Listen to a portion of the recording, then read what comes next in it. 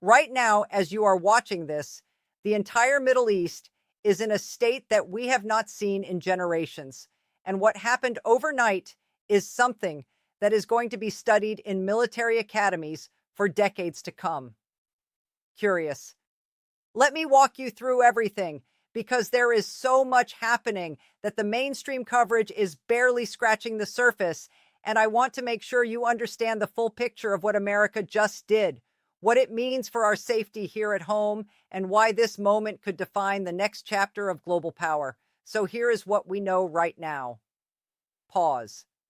Overnight, United States and Israeli forces carried out a precision strike that targeted and took out Iran's intelligence minister. Now let that sink in for a moment. Surprised, this is not some mid-level commander or a regional operative. This is the man who sat at the very top of Iran's intelligence apparatus. According to senior officials, this individual was directly responsible for building and maintaining a global network of operatives positioned in countries around the world, including cells that posed a direct threat to the United States and our allies. This is the guy who was pulling the strings behind some of the most dangerous covert operations Iran has run in the last several years. And in one night, that entire network just lost its architect. The precision of this operation is something that deserves attention because it tells you a lot about the quality of intelligence the United States is working with right now. This was not a carpet strike. This was not a broad area bombardment. They knew exactly where this individual was. They knew the timing, they knew the layout, and they executed a strike so targeted that it sent a message not just to Tehran, but to every adversary watching around the world.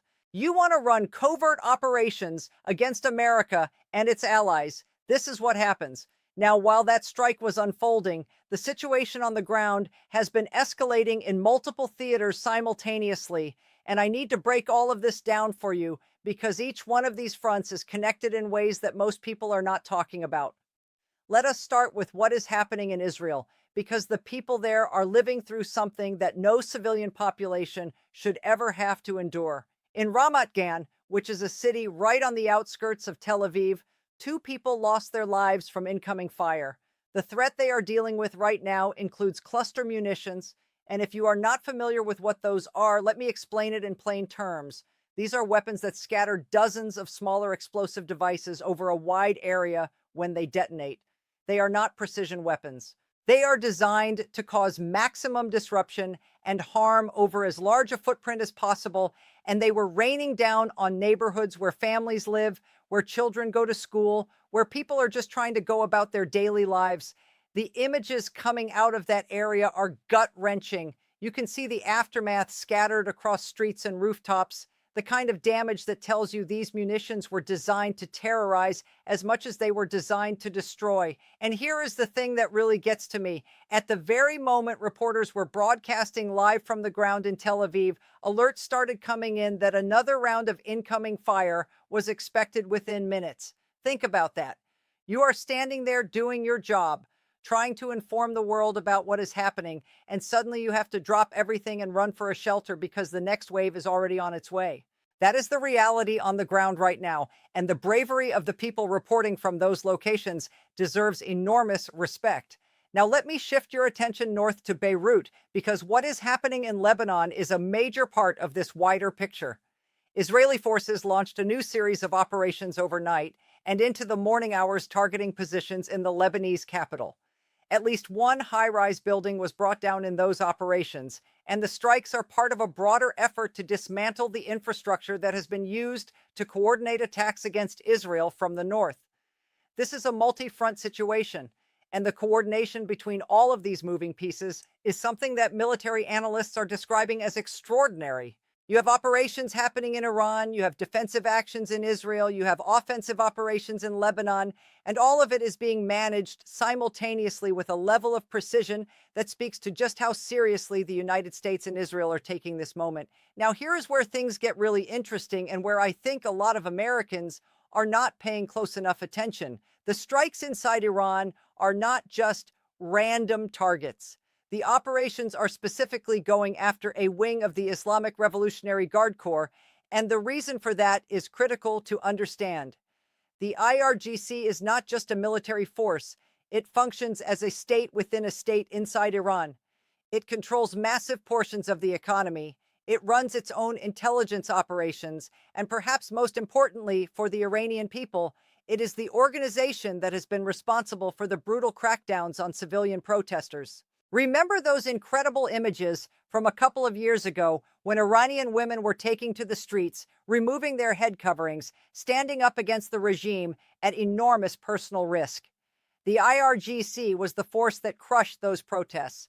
They detained thousands, they used violence against their own citizens, and they made sure that any spark of freedom was extinguished as quickly as possible. So when you hear that the current strikes are specifically targeting the IRGC's ability to carry out those kinds of internal crackdowns, understand what that means for the Iranian people. If this campaign succeeds in degrading the IRGC's operational capacity, it does not just make America and Israel safer. It potentially opens a window for the Iranian people themselves to push for the kind of change they have been risking their lives for. That is a dimension of this that I do not hear enough people talking about, and it matters enormously. And if you really want to understand the significance of degrading the IRGC, you have to look at what they represent beyond just a military force. This is an organization that controls construction companies, telecommunications networks, oil exports, and banking institutions inside Iran. They have their hands in everything. When ordinary Iranians try to start a business, the IRGC is often their biggest competitor, using state power to crush private enterprise. When journalists try to report the truth, the IRGC is the organization that shuts them down.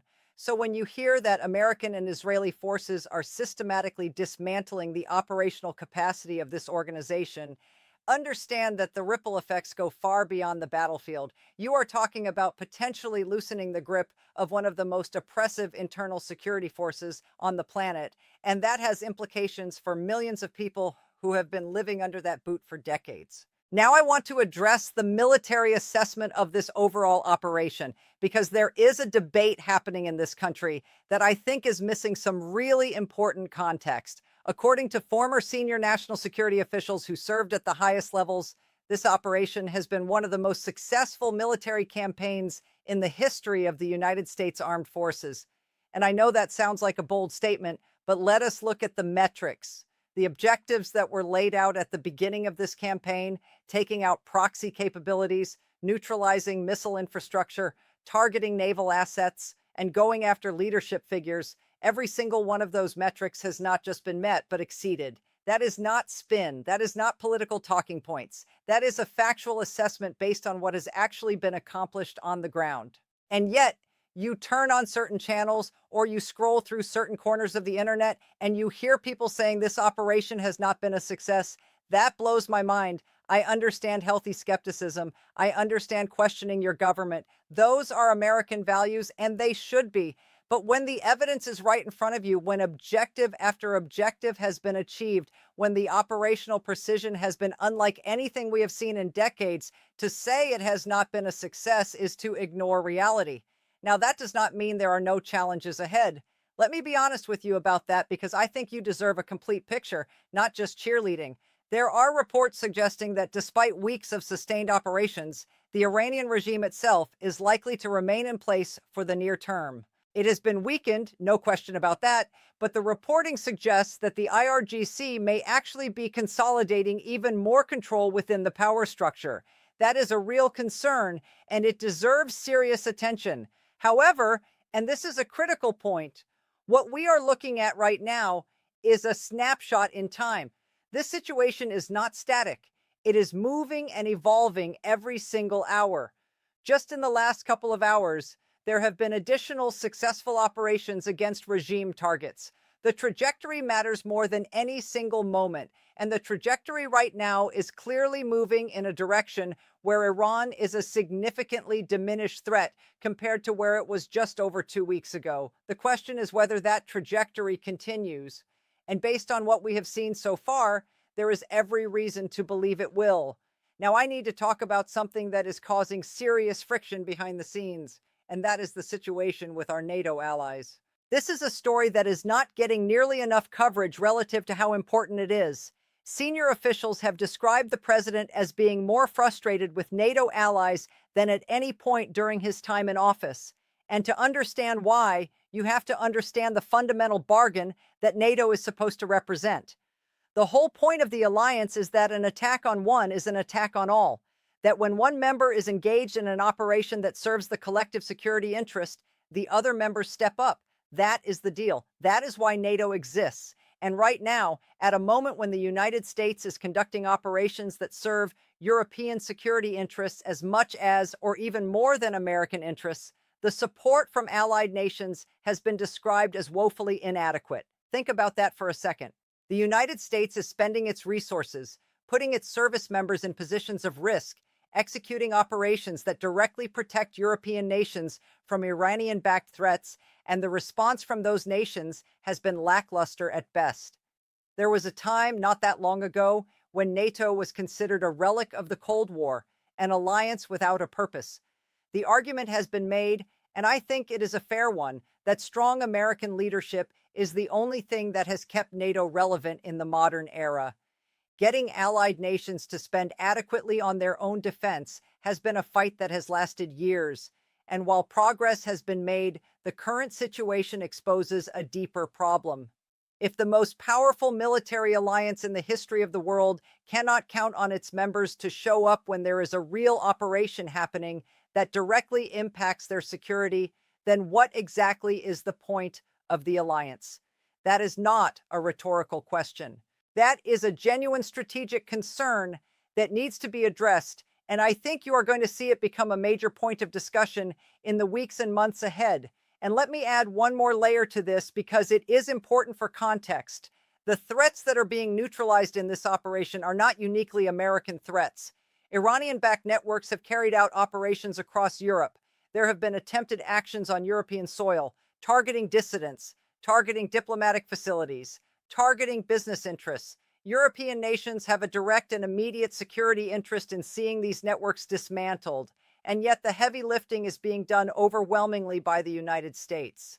American taxpayers are footing the bill, American service members are assuming the risk, and the nations that benefit equally or even more from the outcome are sitting on the sidelines offering little more than statements of concern. That kind of imbalance is not sustainable, and it is creating a level of frustration in Washington that goes beyond normal diplomatic tensions. This is a fundamental question about the future of the transatlantic relationship, and how it gets resolved is going to have consequences for decades to come. Now, let me bring this back to the economic dimension because Iran understands something that a lot of people overlook.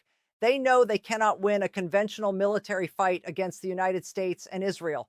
That calculation was settled a long time ago, and the last 2 weeks have only reinforced it. So what is their strategy? Their strategy is to raise the economic pain threshold so high that political pressure builds to end the operation. And the centerpiece of that strategy is the Strait of Hormuz. If you are not familiar with the Strait of Hormuz, it is a narrow waterway between Iran and the Arabian Peninsula, and roughly 20% of the world's oil passes through it every single day. It is one of the most strategically important choke points on the planet, and Iran has long used the implicit threat of disrupting traffic through that strait as leverage against the international community. That is why you are seeing a focus on that area right now. Iran knows it cannot match American firepower, so it is trying to make the economic cost of this operation so painful that the world demands a ceasefire.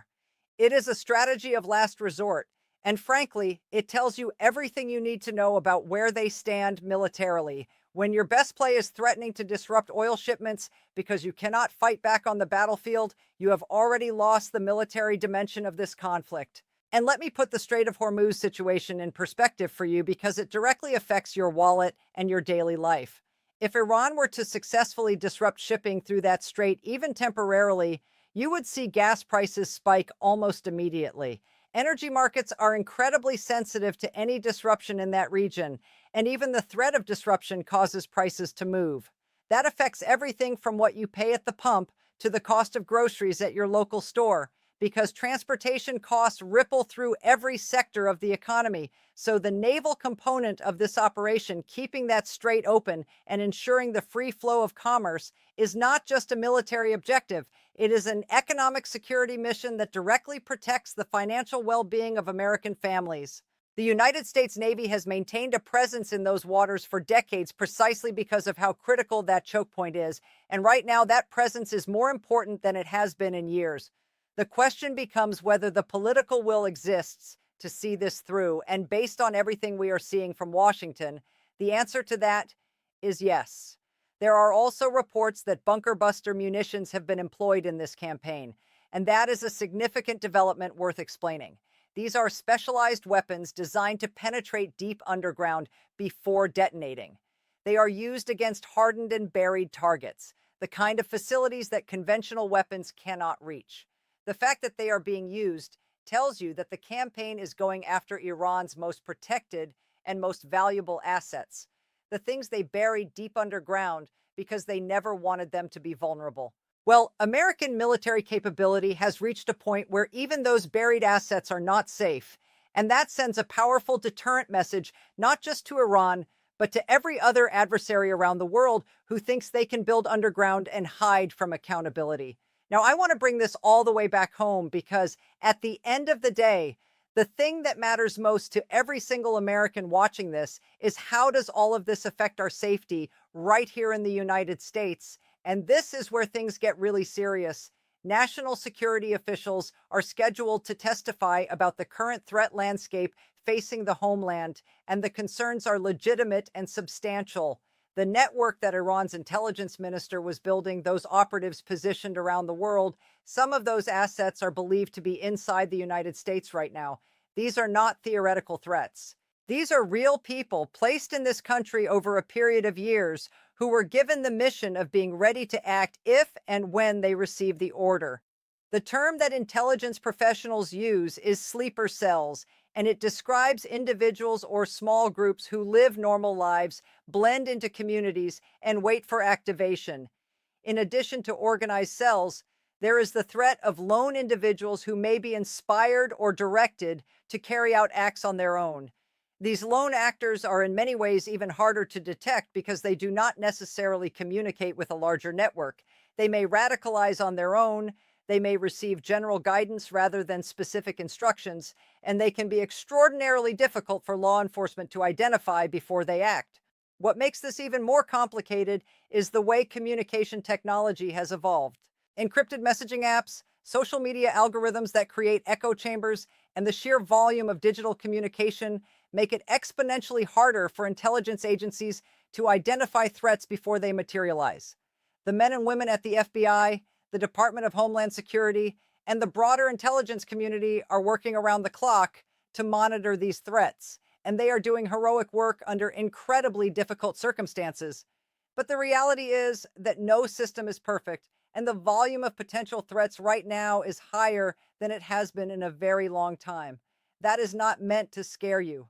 That is meant to make sure you understand the stakes and why these operations overseas are not abstract geopolitical exercises. They are directly connected to whether you and your family are safe when you go to work, when your kids go to school, and when you go about the normal routines of American life.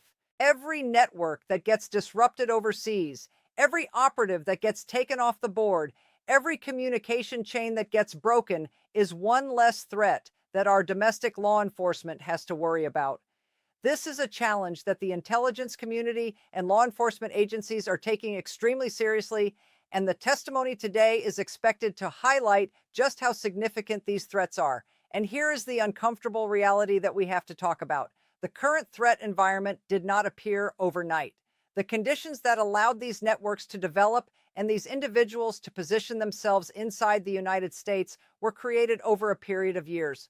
Border security, immigration vetting, intelligence sharing, all of these systems play a role in either preventing or enabling these kinds of threats.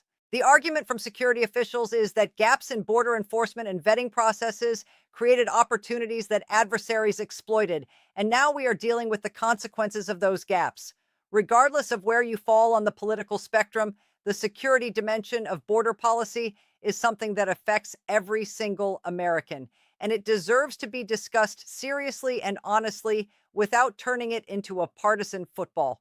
What I find genuinely encouraging, and I want to end on this note because I think perspective matters, is that despite these very real threats, the United States is in a stronger strategic position right now than it has been in a very long time. Look at the global chessboard. The operations against Iran have fundamentally altered the balance of power in the Middle East. The pressure campaigns against adversarial regimes in other parts of the world are producing results. The military capabilities that the United States has demonstrated over the last 2 weeks have reminded every nation on earth what American power looks like when it is fully unleashed. Some analysts have said that the current reshaping of global power dynamics is the most significant since the era of President Eisenhower. And while that might sound hyperbolic, when you look at how many pieces on the board have moved in such a short period of time, it is hard to argue with that assessment. We are living through a genuinely historic moment, the kind of period that will fill chapters in future textbooks, and the decisions being made right now will shape the world that our children and grandchildren inherit. So here is my ask to you: stay informed. Do not rely on headlines. Do not let anyone reduce this incredibly complex situation into simple sound bites. Read the reporting, listen to the analysis from people who have actually been in the rooms where these decisions are made, and form your own conclusions based on the facts. There is going to be a lot of noise in the coming days and weeks. There are going to be people pushing narratives in every direction, some with good intentions and some without. Your job as an informed citizen is to cut through that noise, understand what is actually happening, and hold your leaders accountable based on results, not rhetoric. The men and women of the United States military are performing at an extraordinary level right now. They are executing complex operations across multiple theaters with precision and professionalism that should make every American proud. The intelligence professionals who made the overnight strike possible are among the best in the world, and the result of their work has made this country and our allies meaningfully safer. At the same time, we have to remain clear-eyed about the challenges that still exist. The threat at home is real. The situation in the Middle East is still fluid. The relationship with our allies needs serious work, and the Iranian regime, while weakened, is still standing. But the trajectory is right. The capability is there, and the resolve appears to be firm.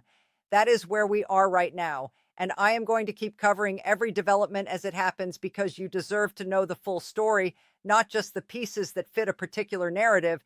This is one of those moments where being informed is not just helpful, it is essential. And I promise you, I am going to keep bringing you the most complete and honest coverage I possibly can. Stay safe out there, stay sharp, and I will see you in the next one.